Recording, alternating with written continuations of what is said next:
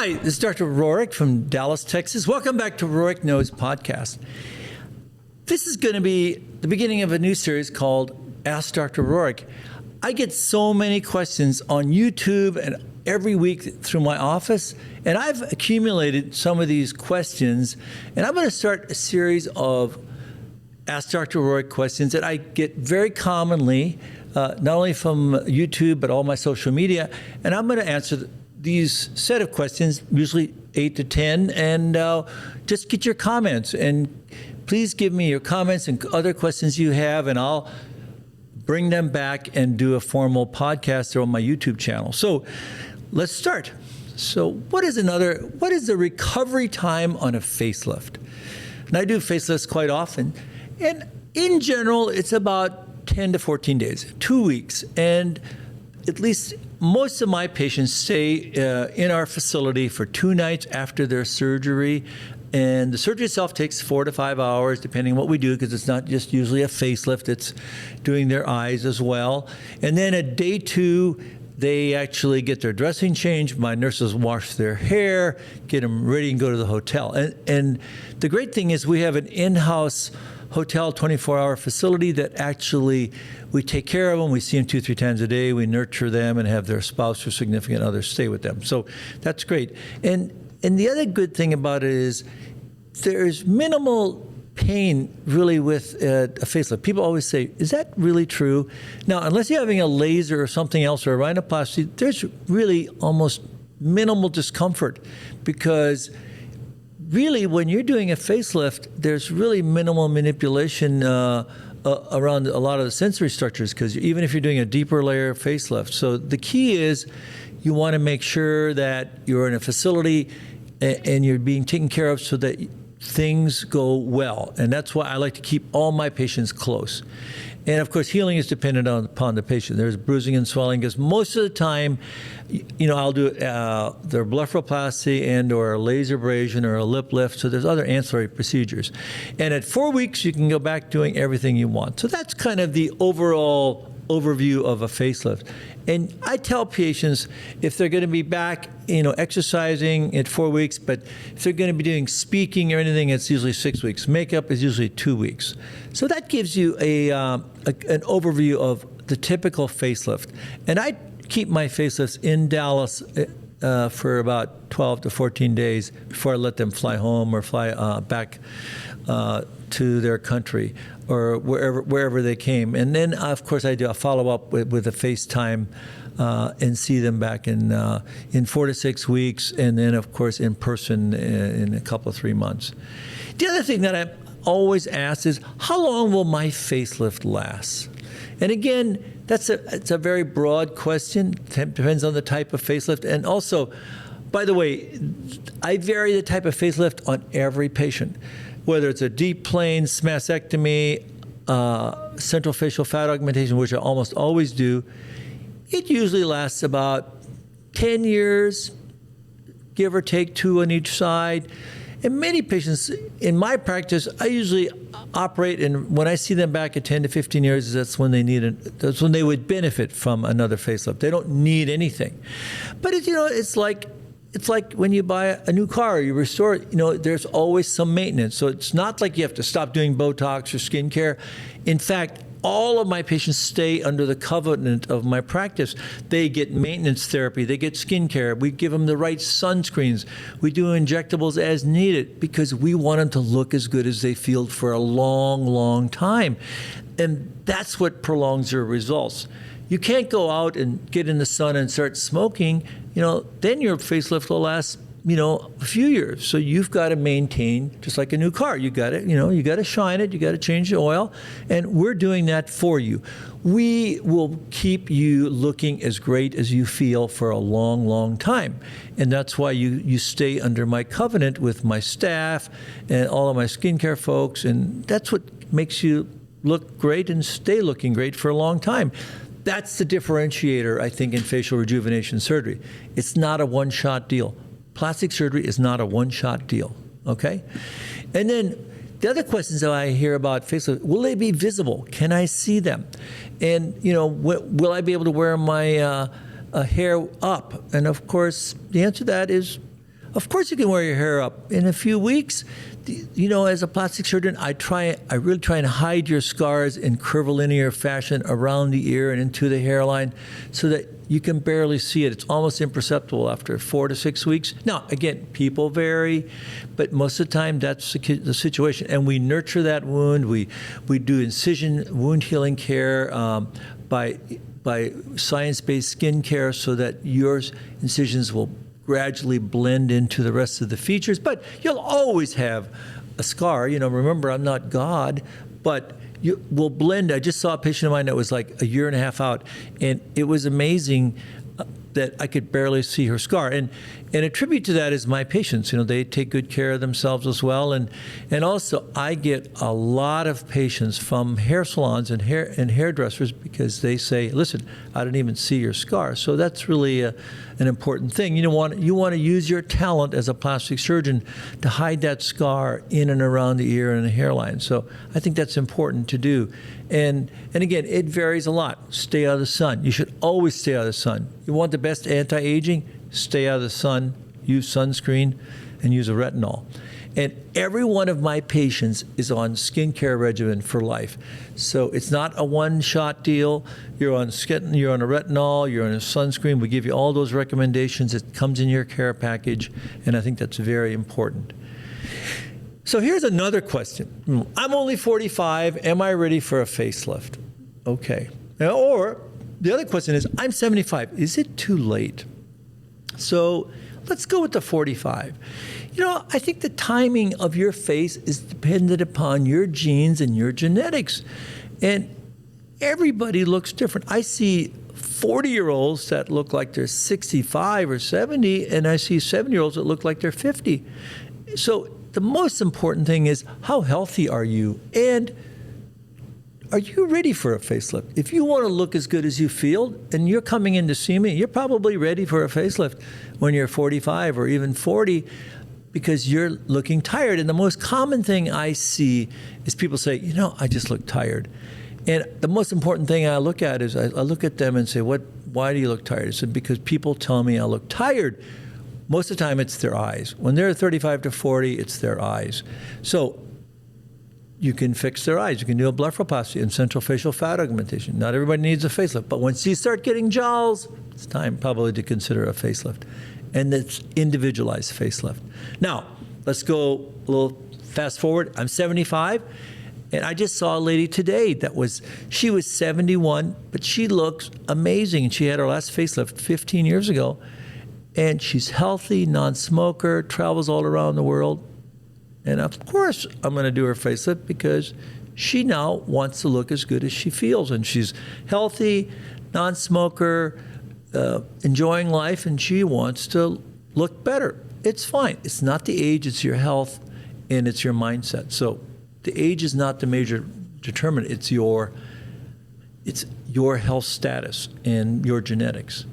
So, and then the time for recovery. I mean, you do need a helper to help you in the recovery process. And I think that's another thing to consider is you can't do this alone.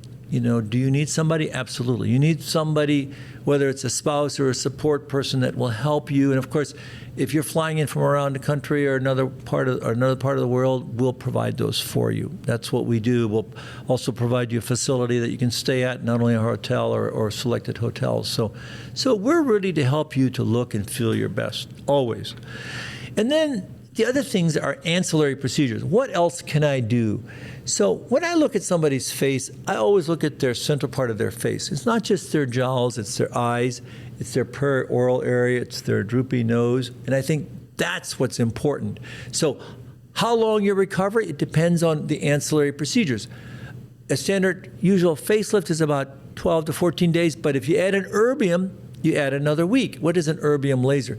That's if you have deep wrinkles around your eyes, not only around your eyes, but around your lips, then you may need a laser resurfacing to resurface these areas that were damaged by sun. They'll help improve these deep lines. And if they're not so deep, you can have a chemical peel, which the recovery is a little bit less, but usually an erbium adds about another week. So you just have to know that if a facelift's a 2-week, if an erbium it will add another week, because that recovery is about a week longer to rejuvenate that part of the skin, because you're really removing with a laser that part of the deep wrinkle. And so after that, 3 weeks, you can wear makeup. And usually after a facelift, it's 2 weeks. So it just adds another area of recovery. But it's something that I always tell the patient, the laser is probably the least comfortable part of a facelift, because a facelift really is not that uncomfortable, but you'll probably like it long-term better because it gets rid of a lot of those wrinkles. So let's now switch to a rhinoplasty, a very common thing, and I just did a podcast on, "Doctor, will you break my nose?" which is a very common thing I hear. And please look at that. I've had a lot of fun comments about that in rhinoplasty. And of course, often we do gently and very meticulously fracture your nose to realign it. The other thing is, my splint is crooked and it fell off, and will this affect my results? Most of the time, that answer is no. We certainly encourage our patients to call me, text me. I give you my cell, and we can FaceTime, and we can replace it. If you're in the area, you come in, see me, and my nurse or I will replace it, and with the use of tape. And oftentimes, it's because the patient probably took a shower, or they face planted when they went to sleep, or that came off. So most of the time, it's because if they took a shower and they steamed it off. So don't take a shower. You can take a shower, but don't steam, and you can don't wash your nose or your face with a shower for the first week, because we will remove your internal and external splints in the office at 7 to 10 days. So let us remove that for you. And a splint is important, but if it comes off, it's not the end-all, do-all. We'll replace it. You can put it back on, and we can FaceTime. I can show you how to do it on the weekend if it's not an issue at all. And it will not affect your overall result, because if it's unless you had an injury which caused it to be splint removed, like I had a patient that had a car accident, and of course, splint came off and I had to see her, and luckily it didn't involve her nose or her face, so that's not an issue. So the other thing is, when do I need to stop toxins or fillers or injectables before my facelifts? I tell them, I don't think it really matters with neuromodulators. It's optimal to probably stop at 3 months before, but many of my patients get Botox or a neuromodulator, every 3-4 months, and that's fine. Fillers, I try and have them stop, 3 to 6 months before, if possible. I think that's really important, because I want to see kind of what their face looks like, and sometimes these fillers last a lot longer than that. So I will actually see them and palpate them, and those are the patients I like to see before I do their facelift, especially if they've had a lot of fillers to their face, because often I will see that when I get in, and I will have to reposition or remove some of those fillers when I'm doing the deeper layer facelift, and then I'll add some fat instead. So I think the most important thing is, don't overdo your fillers, and if you can stop the Botox for 3 months before, fillers for 3 to 6 months, that would be helpful to me, but it's not mandatory to do that. So I think that's an important thing. So the other thing that I hear a lot from my nasal patients is, I just had surgery, my nose is really swollen, and my nostrils are uneven. Is that normal? I bet I get this text probably once a week, since I do a lot of rhinoplasties as well. And the answer to that is absolutely, it's normal, because when I always tell my patients, I'm not God, but when I leave surgery, your nose will be perfectly straight, perfectly symmetrical. Now, if it's swollen one side or the other, or a little more uneven, that's totally normal, and that can last for months. Put your mirror away. Please be patient. The swelling can last from weeks to months, and it takes 12 to 15 months or even 18 months to see the final result. And in secondaries, you can double that, up to 2 to 3 years. It's amazing. I just saw a patient that's 3 years after her revision rhinoplasty, which means she's had a previous rhinoplasty. And she finally said to me, I hadn't seen her in a year and a half, she said, Dr. Rohrich, all those times that I texted you and called you, I now see what you're saying. I let it heal and let life go on. And I love my result, and she looked amazing. Now, that's the usual course of events, but it takes a village, but it takes sometimes a lot of patience. And most of the time, that's what is the end result. But sometimes, you'll have abnormal scar, and you may need to see me to do steroids or something else. And sometimes you may even need revision surgery. But patience is a virtue. So, and then another thing I see, again, unfortunately not that infrequently, is that they've seen me to consider having a rhinoplasty, but they couldn't wait 6 or 9 months, or they just wanted to go elsewhere for many different for some other reason. And then they call me or call my office like 2 weeks after surgery and say, I had my rhinoplasty or my revision elsewhere, but I just hate it and I don't know what to do. Now I want you to do my surgery. Well, you really need to wait. And again, I think the most important thing is, I can see in 6 or 9 months, because I can't see you 2 weeks or 2 months after your previous surgery because I won't know what's going on. Sure, it's going to be swollen, which is normal. So I'm here to help you. But the key thing is, I'm happy to see you at 6 or 9 months post-op to see what can be done or not done. But the most important thing, especially if you had a previous rhinoplasty, you got to wait about a year to see the final result. And if a revision, sometimes you have to wait a lot longer. And if I've seen you before, the good thing will be I'll have your previous photos, but you got to wait because you can't just kind of keep operating on the nose. You really want to try and get it, right as much as you can the first time, if possible. I mean, no rhinoplasty is ever perfect. And then the other question I get a lot is, can I have a filler can I have a rhinoplasty if I've had filler to my nose? And the answer to that is yes, even though a filler takes 12 months or so, to resolve. I usually don't ask for the filler to be removed, but what I do ask is if you have pre-op photos before you had the filler, that's very helpful to me. In fact, I have a YouTube on this that actually shows a patient that actually brought me photos before her surgery of what her nose looked like. That was very helpful because especially I like to remove the filler. If it's in the radix, I like to remove that a day or two before, if I can, and on the tip. But mainly on the radix because that sometimes is harder to remove manually. But the radix I like to remove a few days or a few weeks before surgery. At least give me a few days to remove it because it really will help me see what your nose really looked like. So I think that's important. Is it essential? No, but it's important to do that. But at least give me a photo of what your nose looked like before. It's pretty amazing because remember, fillers will make your nose look bigger. Not more defined, but bigger in the tip and bigger in the dorsum. And that's not always such a good look, okay? So, I think all of these questions are very, very important because I get them all the time. I get them on my text. I get them on my YouTube channel. I get them from my office. And it's kind of know before you go. And even though all of this is written on my website, is written in your instructions, sometimes people miss them and they don't read. And that's pretty common. People don't take the time to read the instructions. But I think the most important thing is having access to, a skilled plastic surgeon that can give you the answer. And I think the one thing I like my patients to do is I like them to email or actually like them to text me because I don't want them to go on Google because Dr. Google's not a doctor. He's wrong most of the time.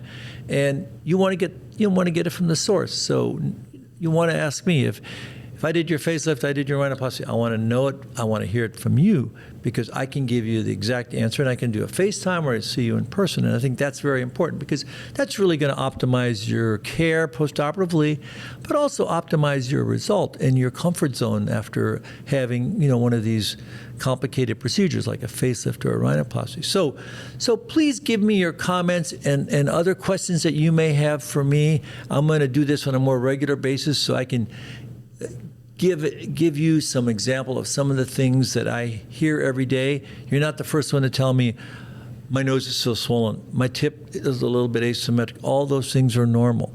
And I think those are things that will at least put your mind at ease and help you, to understand and be your best self and to be a more informed you, which is really the whole reason I do this podcast, helping you become a more informed you. So thank you for your comments and thoughts, and we'll look forward to seeing you at my next Rohrich Knose podcast. Have a great one.